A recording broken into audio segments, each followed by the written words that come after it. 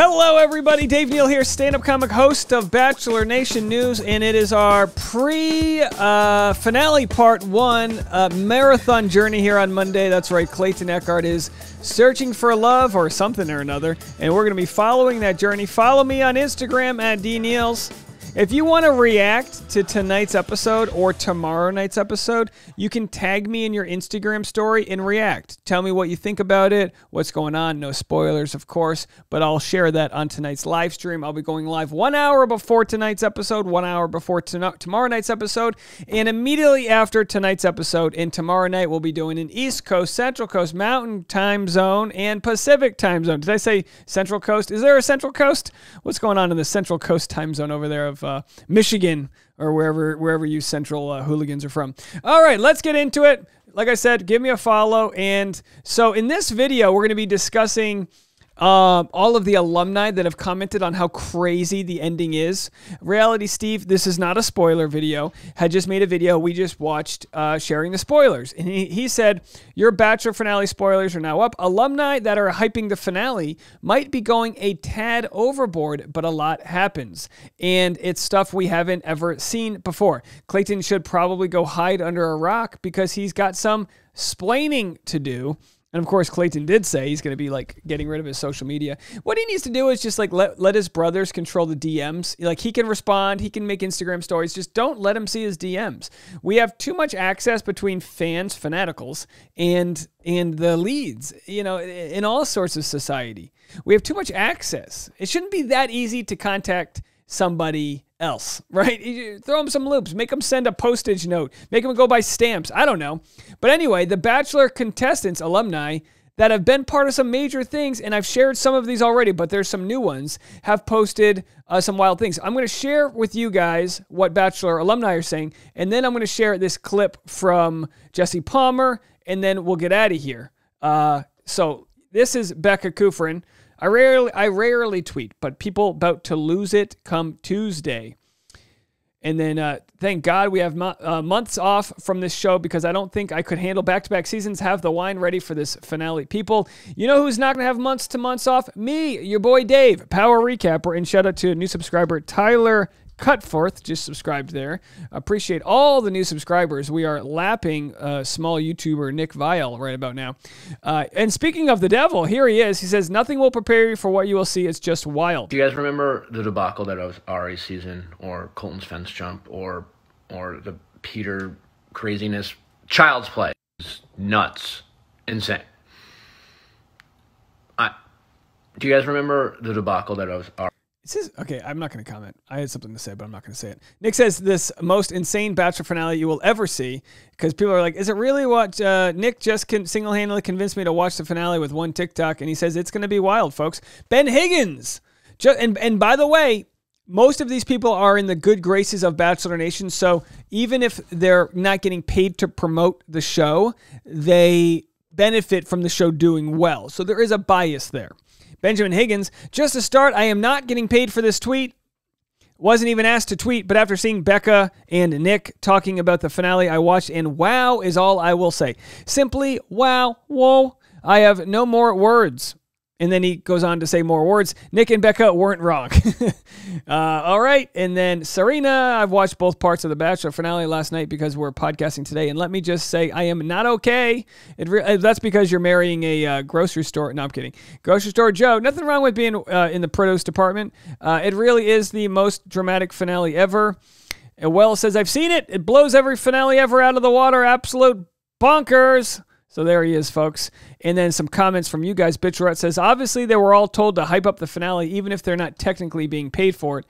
Bachelor whatever says, I'm a little scared now. Yeah, some people are like have anxiety. Chris Randone, bad boy Chris Randone says, not getting paid equals they getting something in some way or another. Yeah, you know, they want the show to keep airing. That's fine. Double post. This season has been a snoozer. What is wrong with people that say stuff like that? This season has been anything but a snoozer. Anyone's like, oh, boring episode. I'm like, this is like, do you guys... I think we over-romanticize past seasons, but this has been... I mean, Cassidy, Shanae, Genevieve threatened to be thrown off the, the waterfall. Susie's gone. He's up with the other. I mean, come on. All this is telling the fans is they suck at choosing Bachelor contestants. Well, not necessarily. I mean, if the show's number one goal was to produce lifelong partners, yeah, they suck. But clearly their goal is to keep us talking. And are they ever doing so? When Wells says it's bonkers, I will be tuning in with a magnifying glass because what the F is going to happen? Coordinated, says Bachelor Nation Worldwide. Well, some of them at least have podcasts to promote. I'm slightly leaning towards believing them. Hey, we're going to know in less than 48 hours. We're going to know who's the frauds or who's telling the truth. If the ending stinks, just never trust anything Becca Kufrin has to say again. My thoughts are, it's actually pretty wild. All right. So let's go to this clip from old Jesse Palmer here. Going to see on Monday in Iceland. And this will go down as the most emotional rose ceremony ever. It's the most dramatic ever. It's going to be the most unforgettable of all time. And so what is the reaction from Rachel and Gabby once he gives them that information? What's the fallout from that? Is there any chance of reconciliation? At this point right now, we're assuming his relationship with Susie is over. And Clayton goes back and sees his parents. And I got to say, his parents do not let him off the hook. They hold him accountable for all the actions he's had. There is a curveball, though, coming for Clayton. Really? It's a very big curveball, and it is going to change everything. And we'll find out what that is on Monday and Tuesday. So there he is. Old company man, Jesse Palmer. Really good tease there, Jesse. Really good.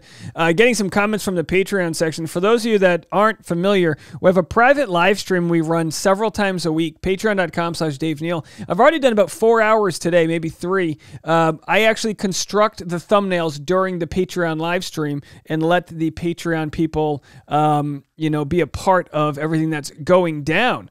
And, like take Angel, for example. She says, only us Patreonians get to know Dave is actually in swim trunks. That's right. That's breaking news, folks. I'm wearing swim trunks. Why? Because we've got, as some are saying here, hold it. Layla says, swimming through the tea. That's right. Elizabeth says, an Olympic-sized pool full of tea. Yeah, no, I'm nearly drowning in a pool full of tea. But I'm here for you guys, as we all are. And now let's go to our final trailer. This is probably, unless there's something crazy, our final trailer I'm going to be sharing before tonight's episode. And this is Clayton's conversation with his parents. Hold on. Phenomenal spot, and I'm so excited, but I'm not. Susie told me that if you have told any other woman here that you're falling in love with them, I cannot move forward with you. Well, that's not all Susie said. Oh, Susie told me if I catch feelings. No, Susie said if you bang someone else, then she might have a problem. Makes sense. They don't want to be second or third. They want to be first. And you made a choice wrongly. I think you've got to step back and say they have a right to be upset with you. This is not at all what I was expecting, because I don't know if the love of your life has gone or... You've put yourself into this situation and circumstance. You screwed the pooch, in my opinion. The pooch is Gabby's nickname. I'm kidding. And I just got a comment from our Patreon chat. Christina on the Patreon app said, what if someone from Clayton's past comes back, like an ex? What else could be such a wild curveball? That would be something. Yeah, what could be happening that we don't understand? Susie, the final 3 coming back, some sort of proposal or shutdown, whatever. And here's what I'll tell you. We're gonna find out. We're gonna get to the end of Iceland, and there's gonna be a lot of time left on the clock. It's like when you're watching Law and Order and they solve the case, but it's 20 minutes into the show, and you go, "There's a lot of time left on the clock. Clearly, something else. There's another bad guy out there." Whatever happens. With Reality Steve spoilers and all that jazz, there's going to be a lot more to be said afterwards. Let's see. Oh yeah, Caroline Lunny said Rachel and Gabby seeing this like, "Am I the pooch? You're all the pooch." Dad is spot on. Yeah.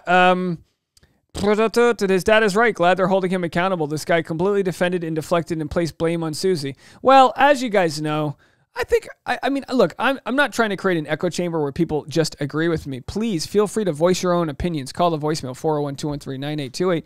But I'm just leaning on the side of gracefulness and not knowing how I would do being the star of this TV show. As a people pleaser, I could very well be in a similar situation. You know, you want everyone to feel like $1 million. You don't want to waste their time. All these different things. I mean, it's crippling to be a people pleaser. It doesn't mean that Gabby, Rachel, the Pooch, all these other people, Anthony Scarapucci, is that Poochie would be a nice nickname for someone if you're like, all right, let's bring Poochie to Fantasy Suites.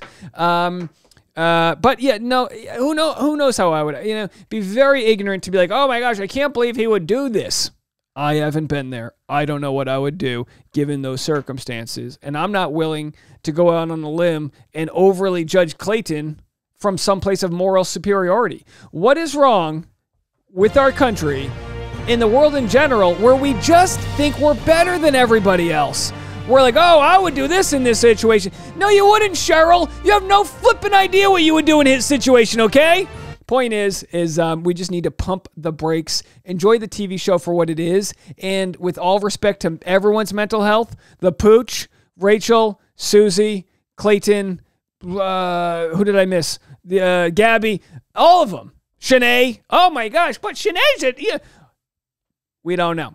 We don't know, folks. They're all humans. They're all going to try their best, and they've all got redeeming qualities, believe it or not, that might get them out of this mess and be a better version of themselves. Couldn't we wish for anything else but being a better version of ourselves? All right, folks. We'll see you tonight, 1 hour before the East Coast episode, and right after the show. Make sure to hit the alert buttons and all that jazz so you can be a part of tonight's live stream. All right, let me know your thoughts. See you in a bit.